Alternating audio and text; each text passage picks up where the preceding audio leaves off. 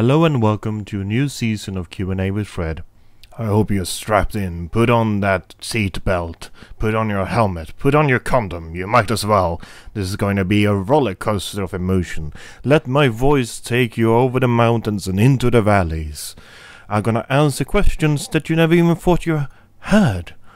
I have the sixth sense for that sort of thing. I know the answer before I know the question. Yes, this is Q&A with the master of questions and answers. It's Fred himself, live in Sweden. Not actually live, but I am in Sweden. I am in dark and cold Sweden.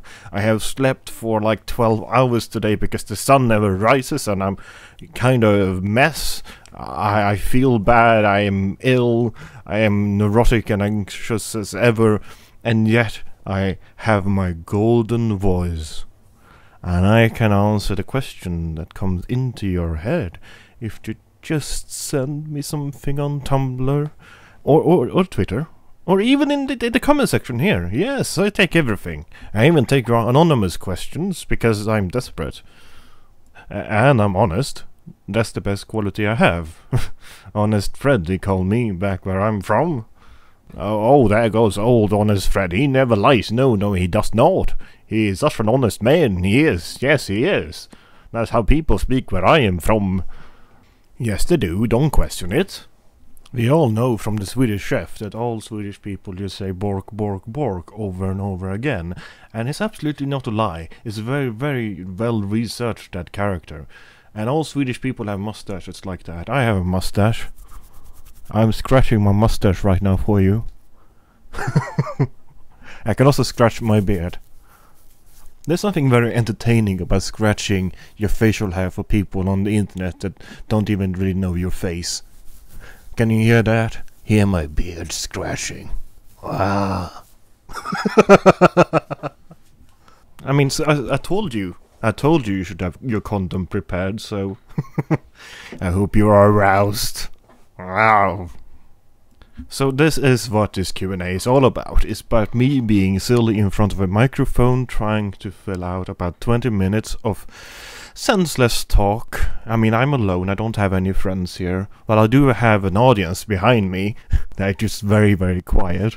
And then I try to answer some questions. It's basically nonsense, but some people like to listen to this while getting to sleep, or drinking their tea, or doing some very, very scientific research on cells, trying to cure cancer. I see myself as a bit of a cheerleader for scientists. Yes. And then I get questions like this from Anonymous, and I like to pretend that I have actual letters, so I like to bring up a piece of paper and wiggle it in front of the microphone. And this comes from Anonymous, as is normal in this program, and he asks me, "Hello, Fred. Have you ever smoked weed, I wonder?" And then I answer the question as honestly as I can, because as I told you, this is Honest Fred. I have, in fact, many, many years ago, when I was an exchange student in Jamaica, learning the reggae ways. I was becoming a Rastafari. No, that's entirely a lie. It was in Sweden. It was a few friends of mine when I was about 18. They asked me if I wanted to partake in their fun, and I said yes, I have to try everything once. That's my motto. I think I came up with it on my own. It didn't really have much of an effect on me. It just made me a bit funny. And I became very introverted, even more introverted than I normally am.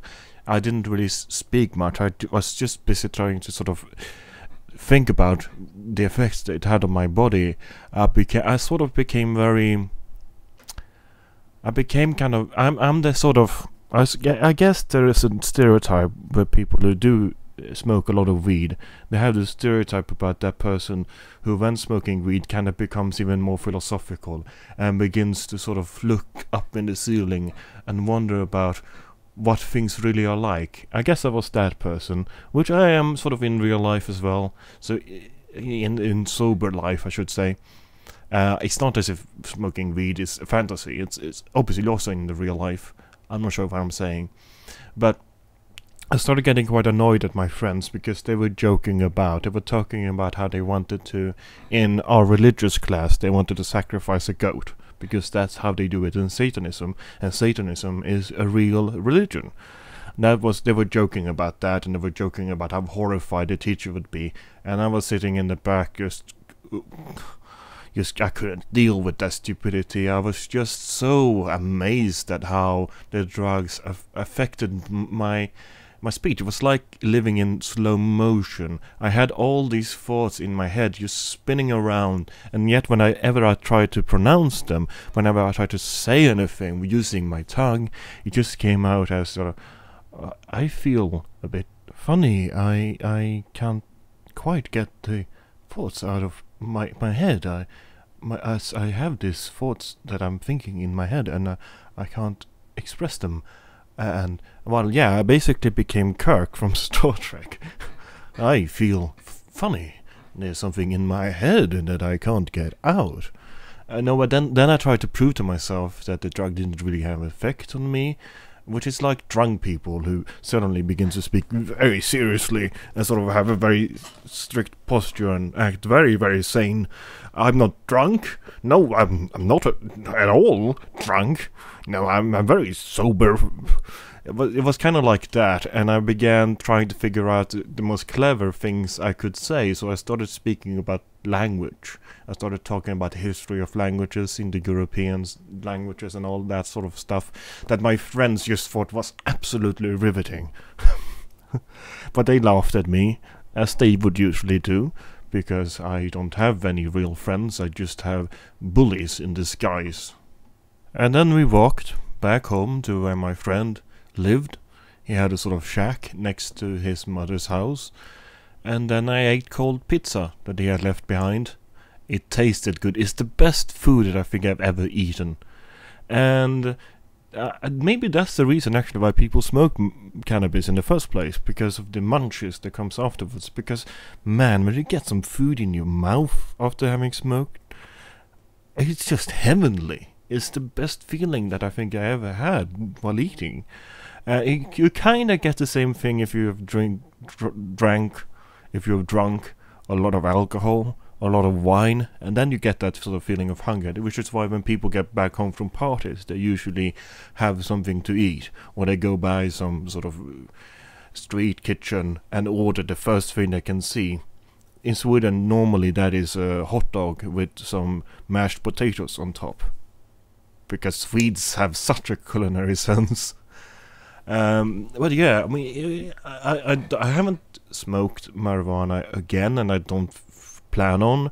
I was offered one time, and I said no thank you. I am not a druggie. I rely on my own insanity. I don't need the artificial insanity of a drug. And I think that, but I don't really have any problem with drug taking. I tend to be very much about legalizing it. Legalize it, man. And not just cannabis. I want the legalization of almost all drugs, because it's up to you. If you want to put that stuff in your body, you're allowed to. And it just seems so hypocritical to me, the fact that tobacco and alcohol gets to be legal and cannabis just does not. And of course, there are examples of history, like there was this thing around the turn of the century, I think, called the Great Binge, when people just took all sorts of drugs, because that's when they all came about. I mean, as many people know, what is it, cocaine? That's a trademarked name, or something like that. It's a brand name, at least. And we all know that that sort of sounds insane, and we have stories about how Coca-Cola originally contained cocaine and all that. People were insane in the past, and I feel as if in some ways we are hurting ourselves by being so strict against drugs, because if we were about legalizing it, then maybe we would get insane again. Because I think that the real problem nowadays in our culture is the fact that we are too sensible. We are too serious and moral. I mean, all this Gamergate stuff could be solved if people just started taking drugs. I don't care what happens, just take more of this. Oh, and I have flowers. Let's make a game that has a flower as a protagonist. No. Let's make dreams. Let's shoot dreams with not guns, bananas. Yes, it will solve all the problems we have with equality in gaming. And I must correct myself right now, because I did look up the Great Binge, and it was heroin. It was the brand name. I'm lighting a candle right now,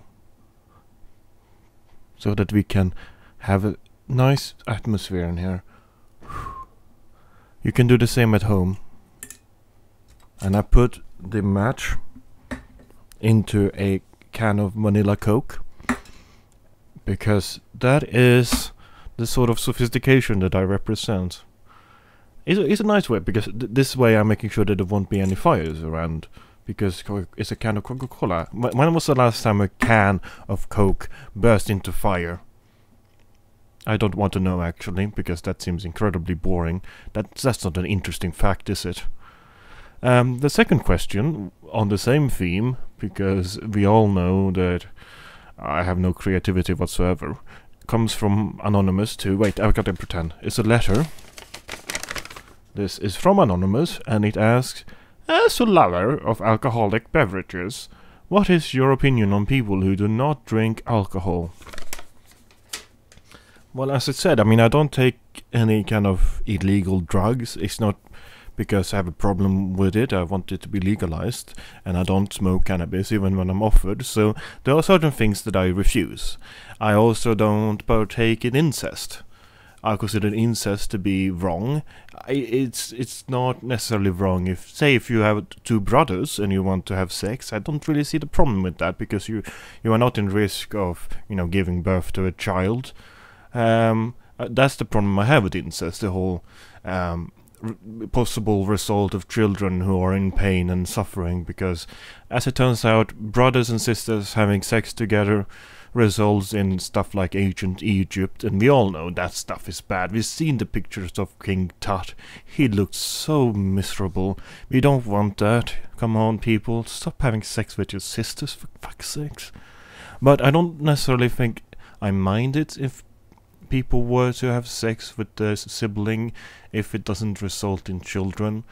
I wouldn't do it, though. I take a strong stand against that personally. I wouldn't ever proposition that to my sibling. It just seems icky. And yeah, that is my argument. It's icky.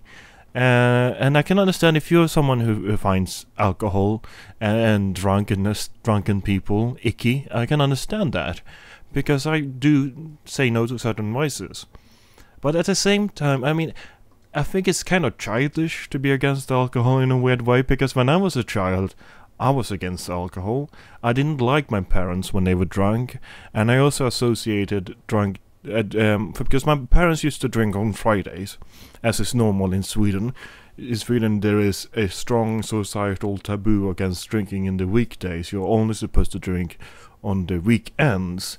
And the result of that is that on Fridays, Swedish people tend to binge drink a lot. Just tend to open all the bottles of wine that you have, all the bottles of whiskey, all the aquavit, and just pour everything in their mouths at the same time. And the problem is, as many people know, certainly people who have divorced parents, as I do, Fridays used to be a time where parents would get into certain arguments, and they would start to fight. Not necessarily physical, but they would certainly yell at each other, and I very much associated the drunkenness with the fighting. I thought that my parents fought because of the alcohol, so when I was a child I was determined to be sober and never drink when I grew old. That turned out to be quite an unrealistic goal as I became older, when I now drink like every day. I don't see myself as an alcoholic, I see myself as an enthusiast. Now, I don't drink really every day, but I think that it's a mistake to think that there is just one state of drunkenness. A lot of people can drink one glass of whiskey and still be, sensible. So they can still, they're not necessarily out of their heads. They're not drunken and stumbling around, falling downstairs.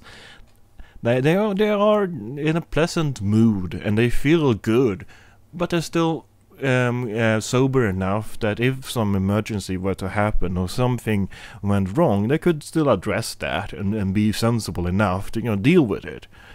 And that's, you know, I am one of those people. I'm not a lightweight. I can take a lot of alcohol before I get that drunk. And when I get drunk, the first thing to sort of go is my balance a bit, but I don't begin to fall over. I don't roll downstairs. I can still walk upstairs. It's one of my greatest talents. But yeah, I can see if you're the sort of person who gets drunk just drinking the bottle, the neck of a bottle of beer, then I can understand that you might not like drinking alcohol that much, because being very drunk is not necessarily a good feeling, especially when you're on your own. When you're with friends, that sort of accept it because you're always talking, you're always active, so you can kind of distract yourself. But when you're on your own and you drink a lot, then you begin to realize as the room begins spinning around, you begin feeling nauseous. Being very drunk is not necessarily a good feeling. And I can drink, like, I could drink 3 glasses of whiskey with ice. I always take it with ice, and still be reasonable sober enough. No, I would be drunk, obviously, but I wouldn't be that kind of I wouldn't be that sort of out of my mind, out of my head, drunk at that point. I'm not sure where I'm going with this. I think that where I'm going with this, though, is that it depends. I mean, certain people can drink more than others. Certain people will only drink like a light beer, and have no sense of control, no sense of reality around them.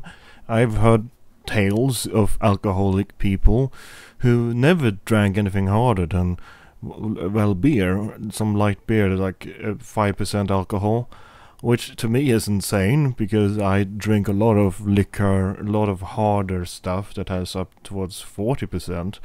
I tend to be quite keen on just drinking various liquids neat with ice. I don't mix drinks or whatever. I also like red wine. I don't like white wine that much, actually. It's too dry for me.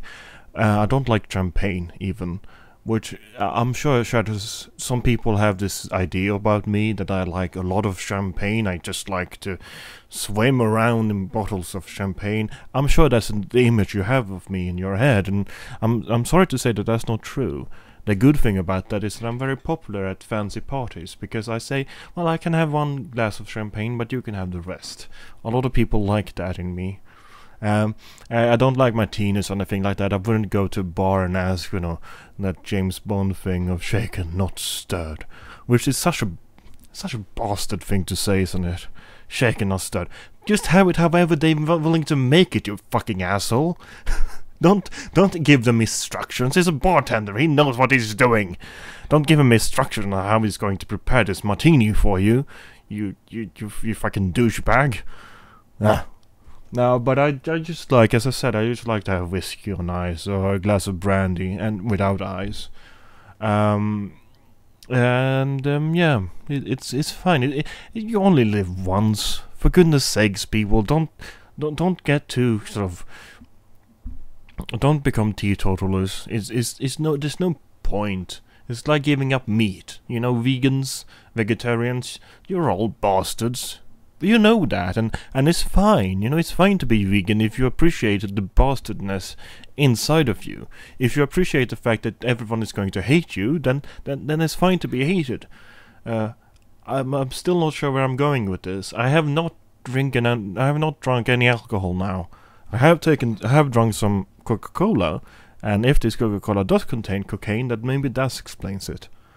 Anyway, goodbye for this first episode in the season 3 of QnA with Fred, and I will be back every Sunday from now on.